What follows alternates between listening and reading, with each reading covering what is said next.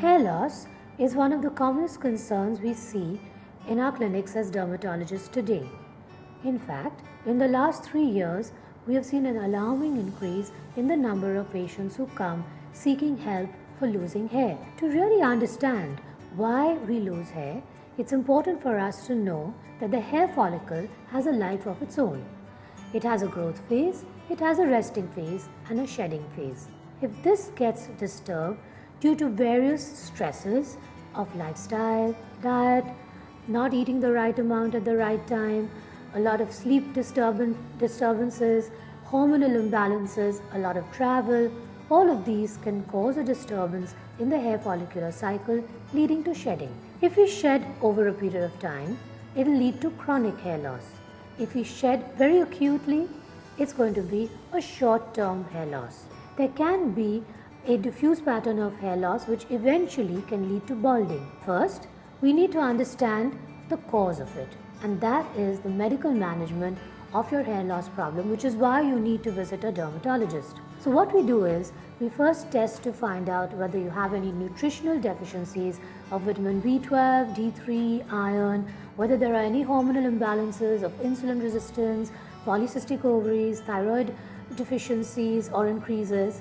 And once we rule out all of these and correct and find the right balance, we also believe that you should indulge in some very, very important information you need to know, which is what are the must-haves in your diet.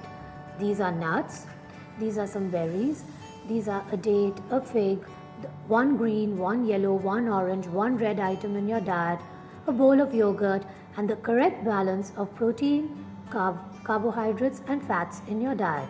Sometimes we think we know it all, but actually, depending on the kind of lifestyle we have, which is sometimes very hectic, and then we're exercising, we're trying to work hard, and then we have to travel, we're not able to find the right balance. So it's not a bad idea to go to a good nutritionist who can make a plan. So you don't need to be on a diet.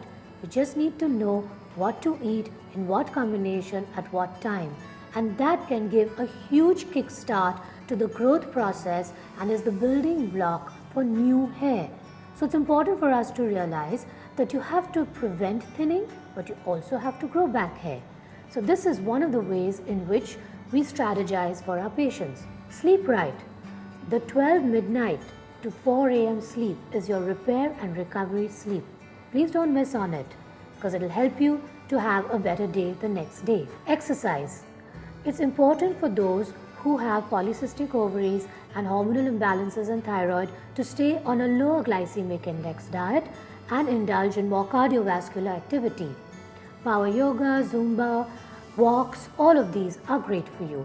For those who don't have any problems, they should still be exercising 3 to 4 times a week, any form of exercise that makes them feel happy and gives them a good workout. The next thing we need to do is we need to know what are the do's and don'ts, which are so important for us. So what shouldn't we do?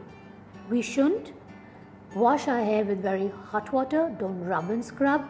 All of us Indians love to oil our hair. Oil is not a bad thing.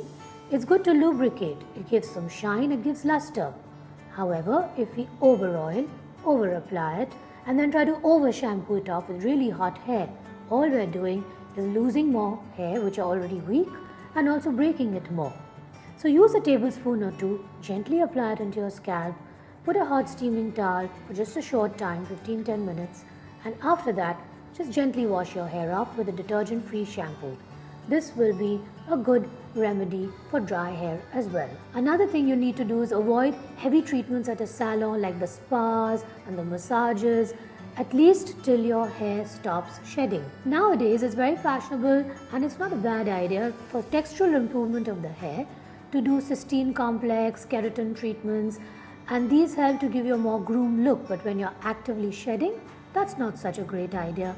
At that point, you can wait for about 3 months and then we can think about doing such treatments. It's also now a trend to use sulphate-free shampoos. These are great products because they're detergent-free.